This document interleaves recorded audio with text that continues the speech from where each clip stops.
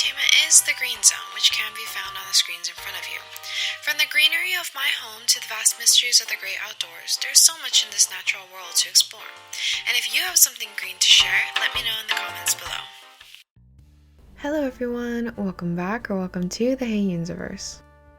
Apparently it's been a long time since I've done one of these, so here's a new species spotlight on orchids. We'll start out with the most common category of orchids, the Phalaenopsis or moth orchids. This genus is one of approximately 800 genera of orchids that we know of on planet Earth. That's a lot of genera. I'll be lucky if I even see 50 genera in my lifetime, but we'll see. Anyway, Phalaenopsis is probably the most recognizable type of orchid for most people. You'll see it in garden centers, grocery stores, etc. They're a popular planty gift for whatever occasion is being celebrated, and for a long time I assumed this was what all orchids look like. Until the past year to year and a half, I honestly didn't like orchids. Or rather, I just didn't care that much about them. They have always been in our house though, because my mom likes them and has amassed a decent sized collection, albeit 75% were gifts too. But as I've mentioned several times in previous videos, I'm the one who is most at home because that's also where I work. So naturally, orchids fell under my domain to care for along with the rest of our house's flora. Whenever something comes into my care and I take ownership for it, that something takes over a piece of my heart. And orchids were no exception. Plants that I considered to be a forgettable decoration at best became a plant that I would look forward to seeing the blooms on. For us, the blooms last for months and the plants are constantly sending out new spikes. If I had to guess, we have Phalaenopsis blooms for a good 9 to 10 months out of the year. As with a lot of the orchid genera, Phalaenopsis are epiphytes or lithophytes, meaning that they grow on other plants or on rocks in their natural habitats. They are native to India, Taiwan, China, Southeast Asia, New Guinea, and Australia, and there are about 70 species within the genus. Much of its popularity is attributed to the wide range of colors and the relative ease of care. There are certain colors that my mom and I most likely wouldn't have included if we had the choice, but whoever is here to stay, so that's a minor point. Because these orchids have thick roots, it's very important not to overwater them. Though they are very resilient, the roots are quite prone to root rot. A lot of sources will say to water every week, but even in a hotter, drier climate like mine, that's probably way too often. It's important to allow whatever growing medium you're using to mostly dry out before watering again.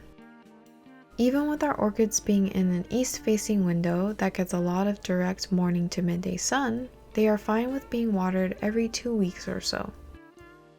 I currently have half of the plants in an orchid soil mix with pots that have drainage holes, and the other half are using leca in no drainage vessels. Both have performed fine for us, though the ones we experimented with leca were plants that were not that established or had been victims to root rot. So unfortunately, all the leca-based plants had to start over in rebuilding their root systems and don't have much to show for it. However, they have all stabilized in their new medium and have been putting out new roots or new growth. So if you have been curious about trying orchids in hydroponics, I'd say it can work and the plants can be just as happy as those in orchid soil. In the future, I also want to try bonsai soil, which would be finer than leca, but still soilless. But because that's all specific to my plants, I would suggest definitely catering things to your own climate, the location of your plant, conditions, and your plant care style. I've found Phalaenopsis to be very easygoing, so even if you make some mistakes, they'll forgive you and continue to grow. The main thing is to pay attention to your plants and catch things as soon as possible. For example, orchid leaves last an extremely long time, so if leaves are yellowing often and dying off, it can be a sign that the health of your plant needs to be checked on. It can be tricky to figure out a rhythm that works for you and your orchids, but once you've gotten past all the hiccups, it's smooth sailing from there.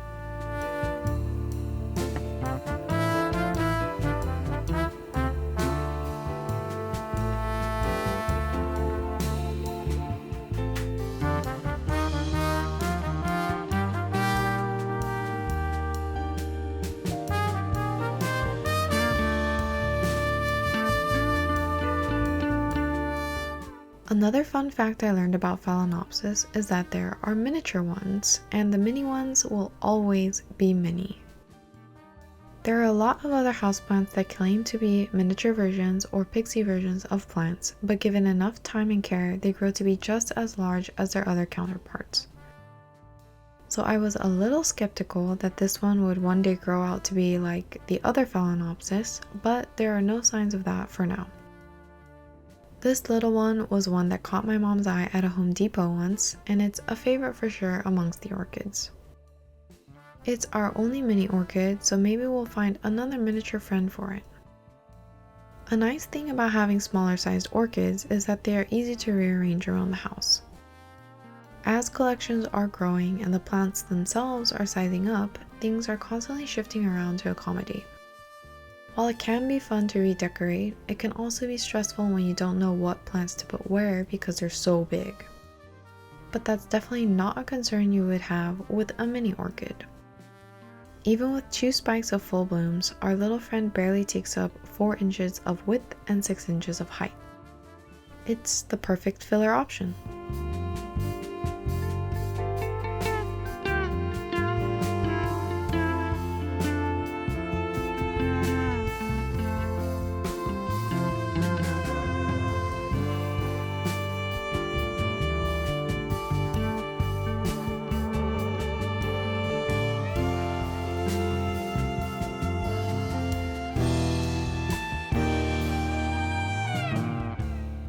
Alright, we can finally move on to a new genus of orchids, the Oncidiums.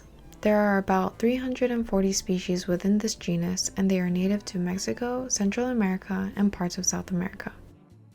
There's also one species found to be native to Florida. These orchids are commonly called the dancing lady orchids or the golden shower orchids. The 3 Oncidiums we currently have in our collection were the first ones I was ever exposed to, and they opened my eyes to the actually immense variety of shapes, colors, habits, and structures that make up the Orchidaceae family. Like Phalaenopsis, most Oncidiums are epiphytic or lithophytic, but some grow terrestrially, meaning that they grow in the soil. They can be characterized by an oval pseudobulb from which the plant grows. Oncidiums are often referred to as spray orchids because they easily hybridize with other genera of orchids like Miltonia or Miltoniopsis. The care is extremely similar to Phalaenopsis because both genera are light and warmth-loving types of orchids, so I treat them exactly the same. Here's the story of our Oncidiums. Last year, my mom noticed that Trader Joe's sometimes brings in exotic orchids, and she grabbed 3 different ones. Although the labels didn't say anything explicitly about genus, species, or variety, after looking up the grower information, it was clear that these were Oncidiums. I still have no idea what varieties these could be, and I haven't bothered to research too deeply into it yet. It's been 10 months since bringing them in, and they're all still alive. 2 were hit hard in the beginning with fruit rot, but are making a recovery.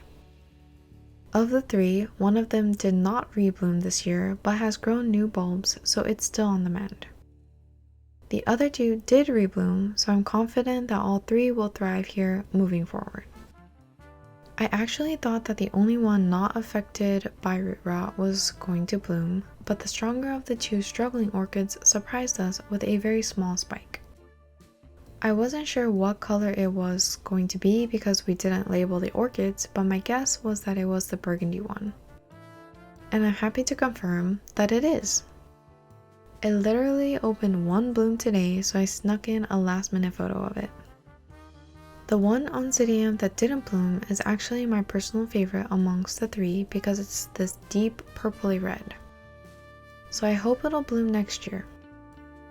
My mom was actually hesitant on buying that color because she prefers bright, happy tones. But because these orchids were a type she never saw before, she just snagged all the different varieties she saw, and I'm glad she did.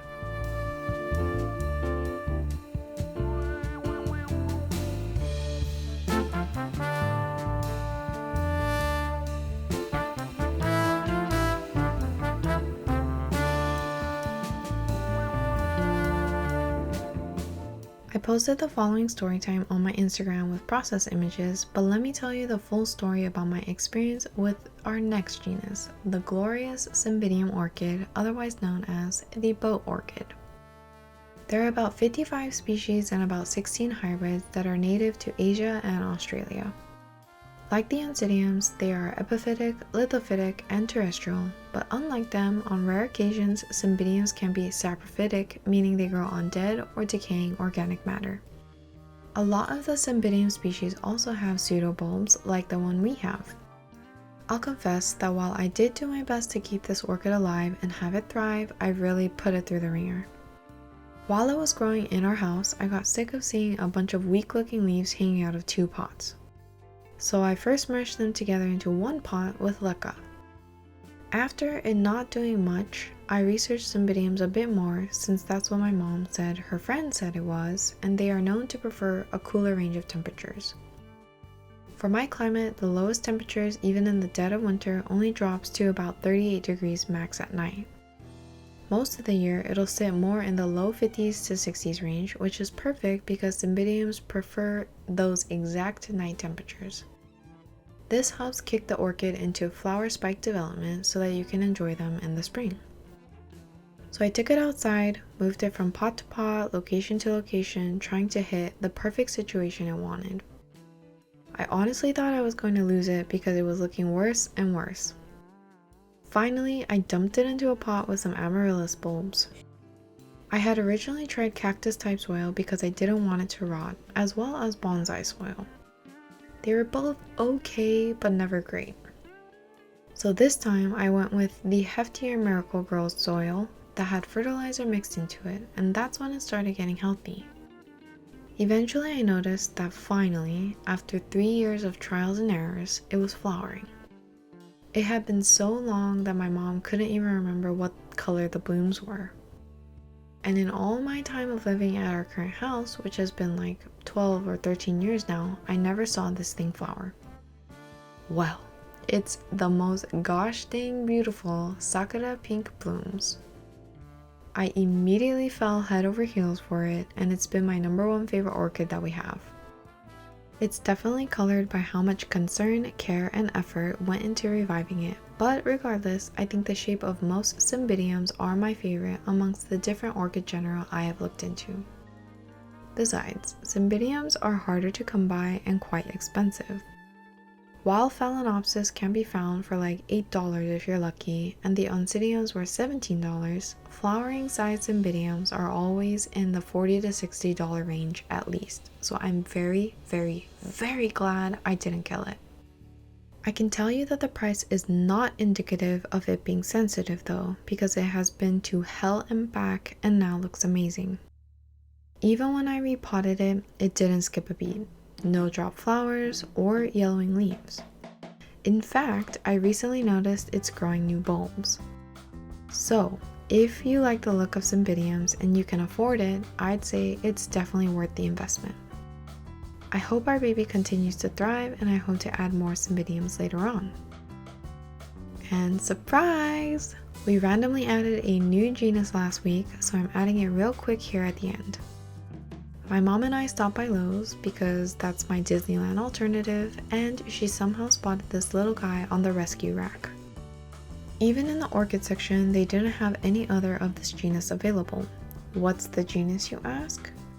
It's Dendrobium, a massive genus that consists of a whopping 1,800 plus species that are native to Asia, Australia, New Guinea, Vietnam, and other islands.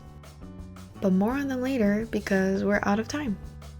I also have a ton of wishlist orchids now, top genuses I'd like to add being Paphiopedilum, Miltoniopsis, Cattleya, and Zygopetalums. If and when I do, we'll do an orchid species spotlight part 2. Let me know if you've got any orchids, whether they're currently growing in your home or on your wish list. Thank you so much for watching, and I'll catch you in the next one. As we come in for a landing, Carney and I hope you had as much fun as we did on today's adventure. Until next launch, let's stay connected.